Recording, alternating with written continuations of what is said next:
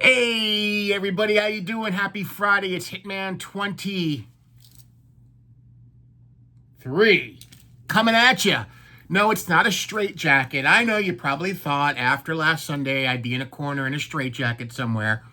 But no, I'm fine. I made it. I lived to see another day. But, as that singer Michael McDonald once said, what a fool to believe. And yeah, because there's a couple of things I wanted to show you. Got some cards. This was actually a belated birthday gift from my wife. She had ordered it way before my birthday, and it came in after my birthday. My birthday was on November 20th, and I just got it like middle of this week. And I was shocked because I didn't expect that I was getting one of these bad boys with the... Yeah, I have it on backwards. It's the 1996 version, so Donnie really... 95, 96.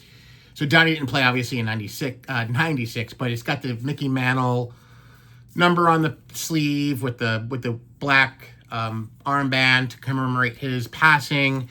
My first Mattingly jersey, and I was excited, super excited to get it, and I'm going to wear it proudly.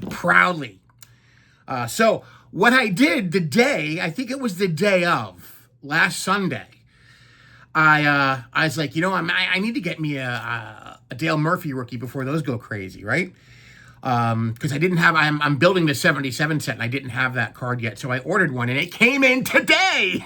And I'm like, well, alrighty then. Still, near and dear to my heart. I am not going to go on about it. Plenty has been said. But yeah, I just wanted to show that stuff. And this is a really beautiful copy of Dale Murphy's 1977 rookie card, because he also has a rookie card in 1978. It's another 4-player card. And I think that one's got like Rick Cerrone on it. Or no, this one has Rick Cerrone on it. I think that one has Ernie Witt and Bo Diaz or something on it.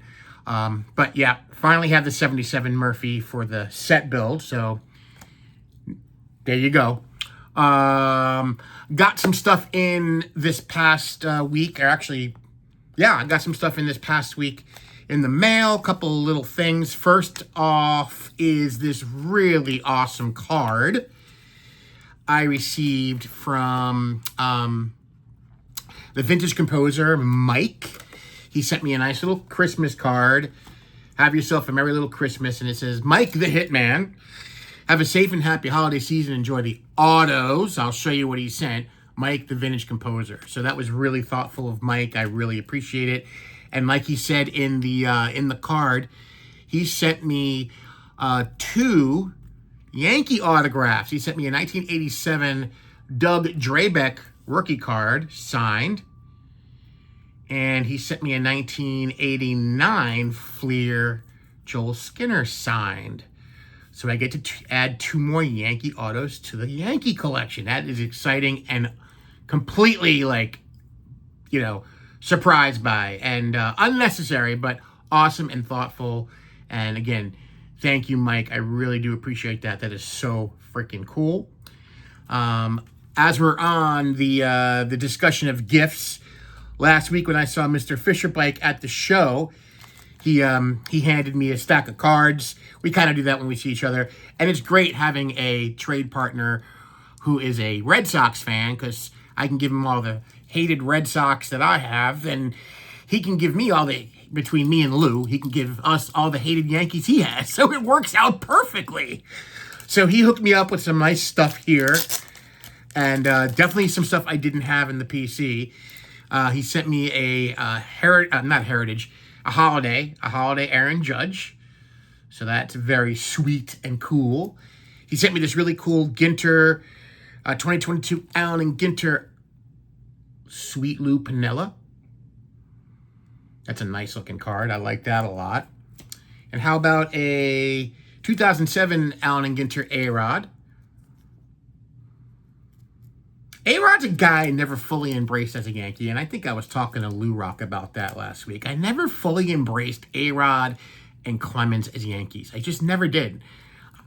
Still to this day, I'm like, yeah, they were on the team, and, I guess they couldn't have won the 2009 World Series without Alex, and going back to the 98 and stuff when Clemens was on the team, but just never felt like, I don't know, it just felt weird to me. But hey, man, they played on the team. If they're in a Yankee uniform, I want the cards. How about this nice Fleer? This is I don't know, 98 Fleer, Joe Girardi. Great one in the gear. Getting ready to, I'm assuming, throw it back to the pitcher or maybe a pickoff. Probably a pickoff because he doesn't have the mask on. So, something cool. Or, yeah, I don't know. But I'm just imagining in my head what's going on in that picture. And here's a great one, another one. This is at a Stadium Club, and I'm not even going to begin. 98, I think, 99. Here's a beautiful one of Jorge Posada. Another one, great card in the gear. Look at that. That's awesome. The Yankees have had a nice run of catchers in their history. And here's a nice cool one. Here's a Chuck Knobloch at a Stadium Club. I'm gonna get the eye out for this one. That is, I believe that's Paul O'Neill and Chuck Knobloch. It's hard to, yeah, that's Paul O'Neill and Chuck Knobloch, kind of running into each other. So a really cool picture. We really know what Stadium Club has done through their history. Just really awesome photography. And there's one there. Who knows? Maybe that was a play where Paul O'Neill ran into him, and then maybe after that, Chuck couldn't throw to first anymore. I don't know. Remember, he got the bad case of the yips. And it was interesting because the Yankees had another second baseman who was a really good player back in the early 90s, late 80s, early 90s, who also got the yips and was having issues throwing the ball to first, was Steve Sachs. So I found it very interesting that they had two pretty damn good second basemen in their history, close, pretty close, that had the yips. So that's a cool one. Here's a beautiful one. Thunder. My boy Paul O'Neill, calling the Warrior. Look at that. Almost like the WWE emblem right there. That's a beautiful card. Just a base card, and it's a beautiful card. Hell, man, it's not just a base card. It's a base card. Beautiful. And then the back of that, we got another picture of Paul there. And here's another cool one, from the same set. We got Miggy Tejada. So I have a little PC of him in one of my AIDS binders. I like Miggy. He was a great player. So these cards are kind of psychedelic. You got the swirls on there, a little psych. And then here's a Kenny Rogers, the gambler. Didn't have any of these. And then here's a beautiful Fleer 98. I definitely don't have this one of Ricky.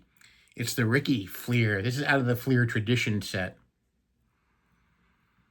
So, very, very nice. Fleer changed it up, I think, in 98. I want to say 98. They changed the name to Fleer Tradition from Fleer. And then I think in 99 or 2000, they went with more of a classic look where they copped some of the old Topps designs, and that made them look more traditional. But yeah, they kind of were messing around. That was kind of as Fleer was kind of fumbling through their existence. Yeah, I got to pull up the straight jacket again. Hold on a second. There we go. All right. And then he also sent me some cool stuff. He sent me this 1984 O-Pee-Chee. Been a lot of O-Pee-Chee love lately, which there's nothing wrong with that, of the Goose. And O-Pee-Chee did this a lot in their history. They took the player in their old uniforms and then they put the new team on. So kind of cool looking, designs when you have that mixed up. And they always had, now with, Padres, very cool card. Definitely didn't have that in the PC. And he hit me right in the feels with these. You love the old Rookie Cup cards. Got the Holliday Skeens. I got the Wyatt Langford Cup. Throwing a helmet. So that's kind of a twofer. A twofer PC card. I got one in the Rookie Cup binder. And I have one in the throwing helmets section of one of my binders. So you gotta love it. And here about a Jackson Merrill Rookie Cup. Nice. And the Jackson Cheerio Rookie Cup. And the Mason Wynn Rookie Cup. He hooked me up with the Rookie Cups. And the orange bordered Christmas lights Shota Imanga Rookie Cup. Did I say Imanga?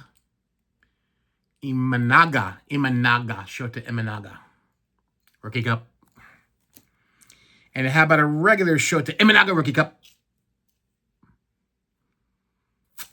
And how about we're going a little further back now, guys and girls. How about 1999 Topps Kerry Wood Rookie Cup? See, then it was big on there. It was nice and bigger. I like when they do the bigger size Rookie Cup. They kind of shrunk it down a little bit, which I don't like. They shrunk it down just a little bit on these, see? A little smaller. Come on, you got to give it some oomph. You got to put that Rookie Cup out there and be proud of it, Topps. It's your creation. Be proud. Be proud. And then we just got some 84 Topps Yankee cards. We got the AL Active Career Stolen Base Leaders. And at that period of time, there was 2 Yankees on it. 2 very short-lived cup of coffee Yankees. We had Bert Campaneris and Omar Moreno. Bert played for many years prior. He was best known as an Oakland A. He played for the Rangers. He played for a bunch of teams. And of course, Omar Moreno came up. He was a Pittsburgh Pirate. He was on the team in '79 when they won the series, and then the Yankees had him, I think, in '83. And this is going to shout out. I'm going to shout this one out to Mr. Mangini because it's miscut on the back. So front, not miscut. Back, miscut. Kind of magic. Kind of magic. And then how about a Dave Spaghetti Rigetti? 84. The rest of these are 84 Topps. Design I really liked a lot. I liked that a lot. I was, 15 years old when these came out. Willie Randolph, great Yankee. Really awesome Yankee. Very underappreciated, in my opinion. How about, actually, I have to say, the original Hitman, Oscar Gamble. He was actually called Hitman. Yep, he was. He was. So Oscar Gamble, and then we have the Goose in the Yankees Topps version. So if you want to do a quick side-by-side comparison, let's do it. Let's do the side-by-side comparison. There we go, guys. How about that? And then, of course, on the backs, we have the French on the O-Pee-Chee and the English on there. It's not all French. Some of it's French. And the backs are different, of course, because the cardstock is different. And there is no rough cuts on that O-Pee-Chee. That is a nicely cut card. And the last card I want to show, this is awesome. Remember last week when I went to the show in Naples, and I was showing you stuff like this. The Wild West editions, Pieces of the Past. We got Geronimo, we got Billy the Kid, and all that good stuff. I absolutely had to get this one. This is so cool. And when I saw the card on eBay, I thought it was blood. I was like, I have to have that card. It's not blood, but this one is awesome. This is a relic piece of none other than Doc Holliday. And you can see it, the swatch here, and it's got the red yarn in the swatch. That is just absolutely awesome. And I really thought that was blood when I saw it on eBay. And then when I read the description, it said it was like red yarn. I'm like, damn it, I wish it was blood. But it's not. So that is awesome. And guys, I think that's all I've got to show you. I'm going to keep this one well under 20 minutes today. Go figure. So that is it. That's what I got to show you. I want to thank Mr. Fisherbike. I want to thank the vintage composer, Mike, for your very thoughtful little holiday cheer. Remember, may the cardboard God shine upon each and every one of you. And guys, show your cards. Show your cards. That's it. Have a good one, guys. We'll see you in the next video. And all I can say is, thank God it's Friday. We are definitely going out with the Doc. Doc Holliday, baby.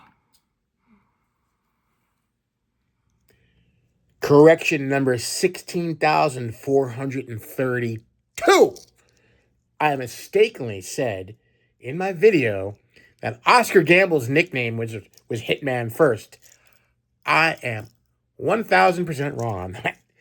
The guy I was thinking of was Mike Easler, who had that nickname before. Actually, Don Mattingly had it. So I had to. That's why when I watch back my videos, I'm like, he did it again, guys. So I just wanted to come on here and make that correction. Oscar Gamble was never known as Hitman. It was Mike Easler back in the day. Bye.